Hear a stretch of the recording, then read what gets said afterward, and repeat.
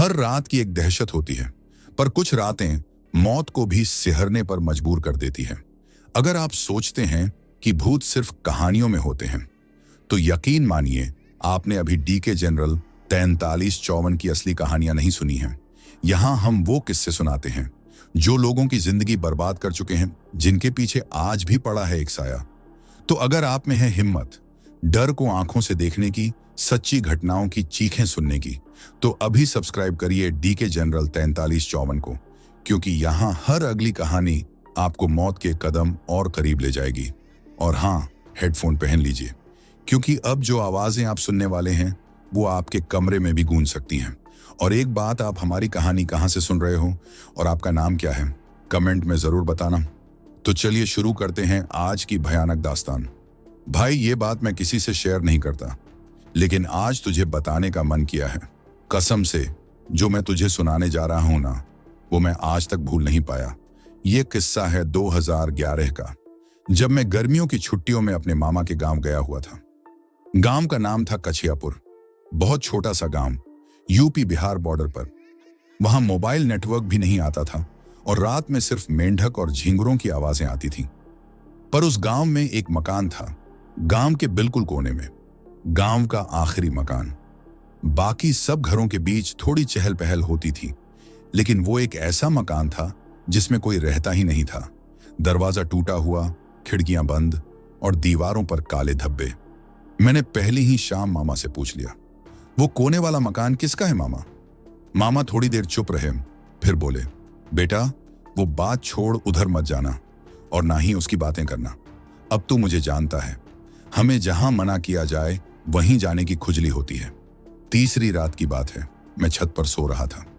अचानक रात के करीब 1:30 बजे मेरी नींद खुली तो नीचे से आवाज आ रही थी जैसे कोई सीढ़ियों पर चल रहा हो, वो भी नंगे पैर। मैं धीरे से उठकर नीचे आया, आंगन के पार देखा तो कुछ नहीं था, लेकिन फिर मेरी नजर पड़ी उस गांव के आखिरी मकान पर। उसकी खिड़की से कोई देख रहा था। मैं थम गया भाई, आंखें बिल्कुल फैली हुई थी मेरी। एक औरत का चेहरा, आधा अंधेरे में, बाल उसके चेहरे पर चिपके हुए जैसे कई दिनों से नहाई ना हो। उसकी आंखें भाई, कसम से एकदम सफेद, कोई पुतली नहीं थी। मैं एकदम पीछे हट गया। दिल ऐसे धड़क रहा था जैसे सीना फाड़ देगा। सुबह मामा से दोबारा पूछा, मामा, उस मकान में कोई है क्या? मामा बोले, वो घर 25 साल से खाली है बेटा, और जहां तू देख रहा था ना, वहां तो कोई खिड़की ही नहीं है। अगले दिन मेरा मन एकदम बेकाबू हो गया। अबे मामा कह रहे हैं खिड़की नहीं है, लेकिन मैंने खुद अपनी आंखों से देखा था, कोई औरत देख रही थी। ऐसा नहीं था कि मैं नींद में था, मैं पूरी तरह होश में था। मैंने तय किया कि मैं खुद जाऊंगा उस मकान के पास। रात के 12 बजे जब सब लोग सो रहे थे तो मैं चुपचाप निकला। 2-3 कुत्ते रास्ते में भौंके भी, जैसे मना कर रहे हों। लेकिन जब मैं उस मकान के पास पहुंचा ना भाई, ठंडी हवा सीने के आर पार हो गई। जून का महीना था, लेकिन उस घर के पास एकदम ठंडक थी, अजीब सी। दरवाजा खुला हुआ था, आधा लटका हुआ। मैंने अंदर झांका, सब टूटा फूटा, धूल जमा। दीवार पर पुराने पोस्टर पर एक कोना साफ था, जैसे अभी अभी किसी ने झाड़ू लगाई हो।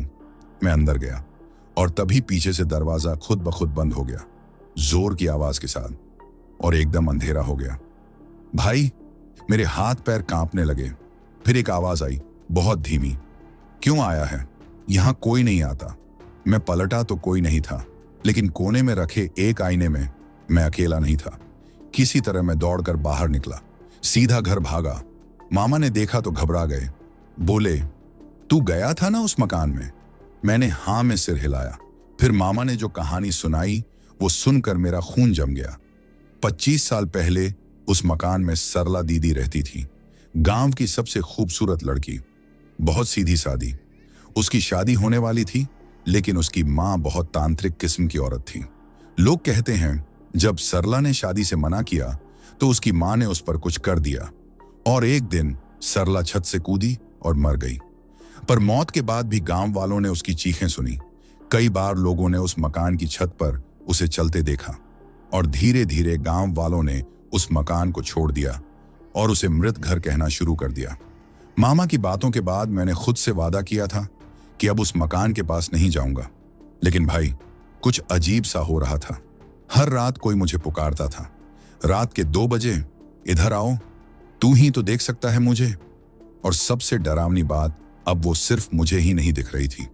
मेरे छोटे भाई अंशु ने भी कहा, भैया कल रात कोई दीदी आकर मेरे पास बैठी थी, बोली तुम्हारा भैया अब हमारा है। अब मैं और डर गया, बहुत ज्यादा। मुझे लगा ये सिर्फ मेरे साथ ही हो रहा था, पर अब वो मेरे भाई तक भी पहुंच रही थी। रात को मैं सो नहीं पाया। नींद खुली तो मैंने देखा मेरे कमरे की खिड़की में कोई झुका हुआ था। मैंने उठकर पास से देखा तो वो वही औरत थी। चेहरा बिल्कुल सफेद, बाल गीले और चिपके हुए, और उसके होंठों से खून टपक रहा था। वह धीरे से बोली, अब तो आ ही गया तू, अधूरा काम है तुझसे। मैं चीख कर उठ गया। रोशनी जलाई लेकिन कमरा खाली था और दरवाजा अंदर से बंद। अगली सुबह मैं सीधा गया गांव के सबसे बुजुर्ग बाबा जी हरनाम चाचा के पास। उम्र होगी यही कोई 90 के पार, लेकिन दिमाग एकदम साफ। मैंने पूरा किस्सा सुनाया। उन्होंने आंखें बंद की और बोले, वो सरला नहीं है बेटा, वो उसकी मां है, जिसने अपनी ही बेटी को अपने तंत्र के लिए कुर्बान कर दिया था। और अब हर 25वें साल वो किसी नए लड़के को बुलाती है अपने पसंद के हिसाब से।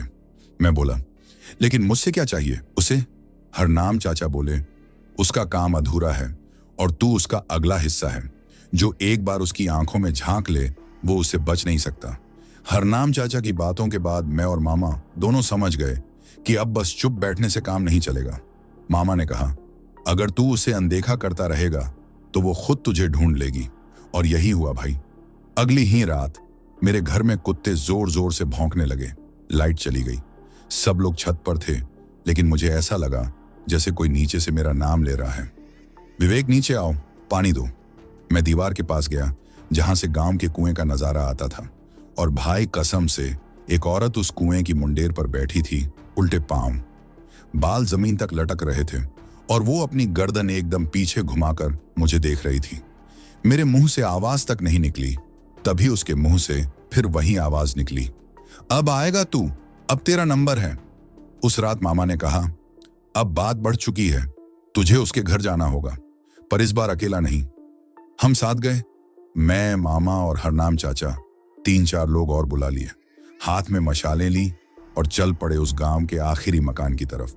जैसे ही दरवाजा खोला भाई, एकदम ठंडी हवा का झोंका आया, जैसे किसी ने फूंक मारी हो।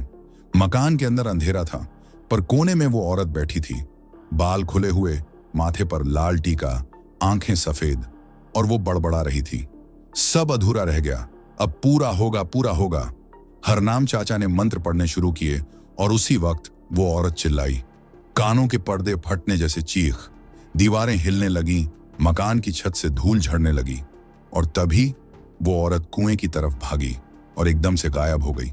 अगले दिन से सब कुछ शांत हो गया, लेकिन गांव वालों ने तय किया कि उस मकान को गिरा दिया जाए।